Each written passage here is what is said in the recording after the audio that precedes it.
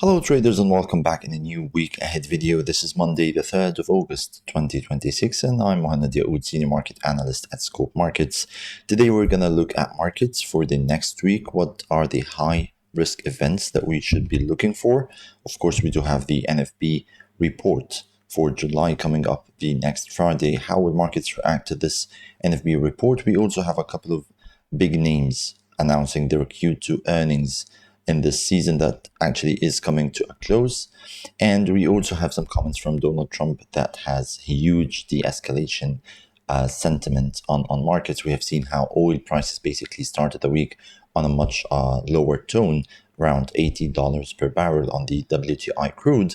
So will this de-escalation narrative continue across the week? How would we trade the markets given this current de-escalation?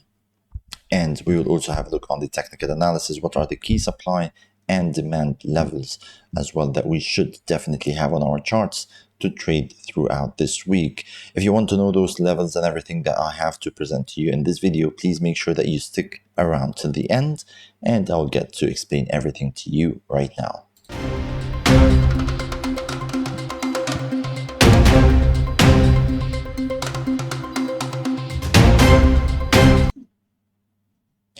Well, first and foremost, when we look at the economic agenda for this week ahead, we basically have a light agenda.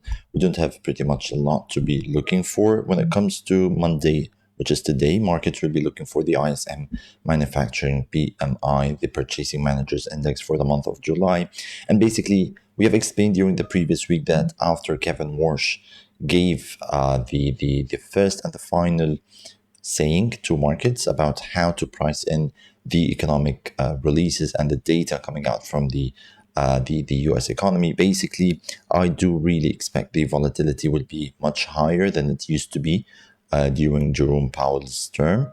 So basically, markets will start focusing on any data that has any influence on the upcoming FOMC decisions when it comes to the labor market, when it comes to inflation, and pretty much some, economic data as well, such as the PMI, GDP, and etc., etc. So we will so much be focusing on the economic agenda when it comes to the U.S. releases, and we will expect markets to have heightened volatility around those releases. So starting with today, the expectation is basically that we see the PMI numbers move higher to 53.7 when it comes to the manufacturing sector, and this should definitely boost the US dollar, which is coming up from the previous 53.3 for the month of June. Let's see how this will play out. We also have the job openings and the labor turnover survey for the month of June coming up tomorrow on Tuesday. The services PMI on July, again a slight increase from 54 to 54.5 points is expected. Again, we do expect heightened volatility around those PMI numbers, whether today's manufacturing or Wednesday's services PMI. And we pretty much end the week with the non-farm payroll and the unemployment rate. Basically, unemployment is expected to remain steady around the same levels of 4.2, where the NFP numbers are expected to little bit, move higher to 79,000 new jobs from the last 57,000 new jobs. Basically, markets will want to see a steady and a resilient labor market, and this should definitely boost the dollar trading over the week. Let's move on to technical analysis here, and we start with the dollar index. And pretty much all what happened during the previous week, this resulted in a very, let's say, textbook example of a double top pattern. So we have seen the first high around the levels of 101.60. That was around 25th of June. We have created another high around the same levels, 28th of July, so around 1 month apart. And we started to move lower. We broke below what is usually called the neckline of the double top pattern, which is around the 100.50. And the really good thing is that we have already seen the retest of the neckline. That was on the 31st of July, and this will be pretty visible on the 4-hour time frame. On the 31st of July, after moving way lower, we moved higher again, retested this zone of the neckline, and the retest was successful. This level is now a solid resistance, and we moved lower again to our demand zone on the chart here around the levels of 99.70. So during the week, I do really expect to see some retracement higher. Well, because we have reached this demand zone after 1, 2, 3, 4 days of solid declines on the dollar index. So to start the week, I can see, or I can expect the dollar moving slightly higher, maybe to the levels of 100.20 or 100.30. But the question is, how far can this dollar retracement move in case if we see the de-escalation narrative continue in markets? That should definitely pressure the dollar index. So I can expect a move higher. We will watch the price action. As long as we are basically trading above the 99.20 zone, we are not looking for any shorts, right?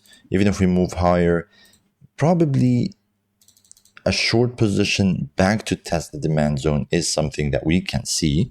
However, it will still remain in a sideways kind of behavior during the week. However, if we do see a sustained break and close below the 99.17, I think the dollar index has way lower targets to discover. When you look at the euro versus the dollar, pretty much the same. This is not basically a textbook example of a double bottom.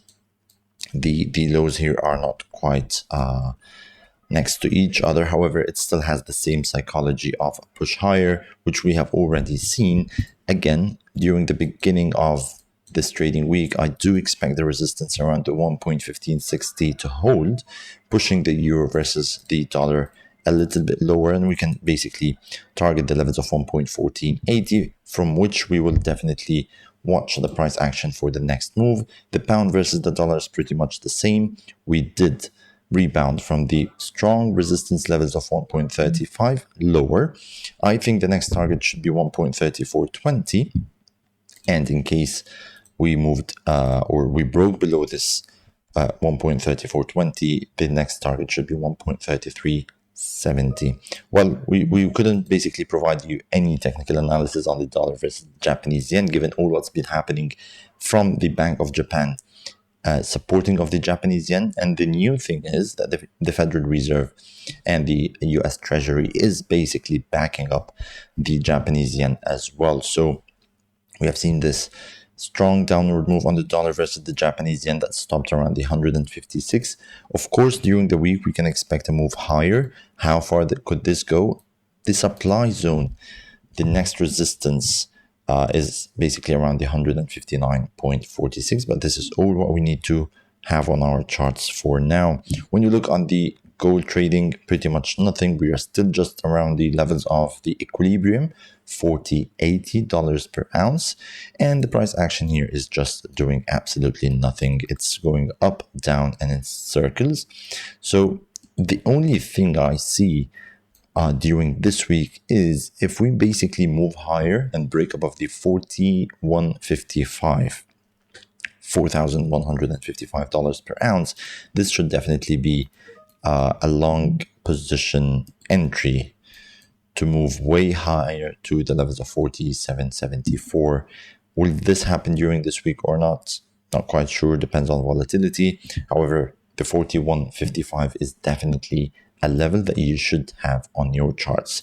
When we look at the oil prices here, it's definitely volatile because of escalation, de-escalation that's been happening in prices. However, as of now, I can see that prices are holding well above the levels, or just around the levels of demand, around the $80 per barrel.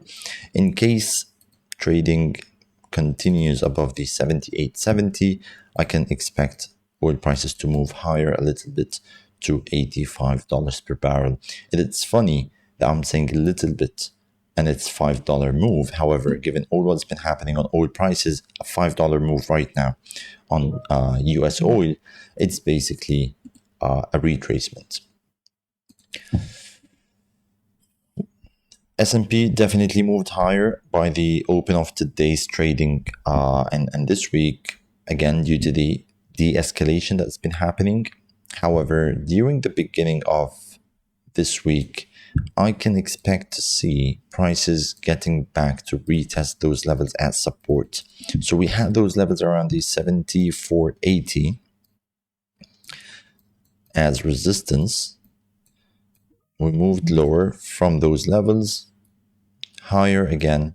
We broke above the resistance. I think those levels 74.90 to 74.80 could be a solid support level on the S&P during this week, from which we can expect to see an upturn again to target the 75.80 points on the S&P. That was all for today's week ahead video. Thank you so much for following this, and stay tuned for the next week's week ahead. Thank you so much. Please stay safe.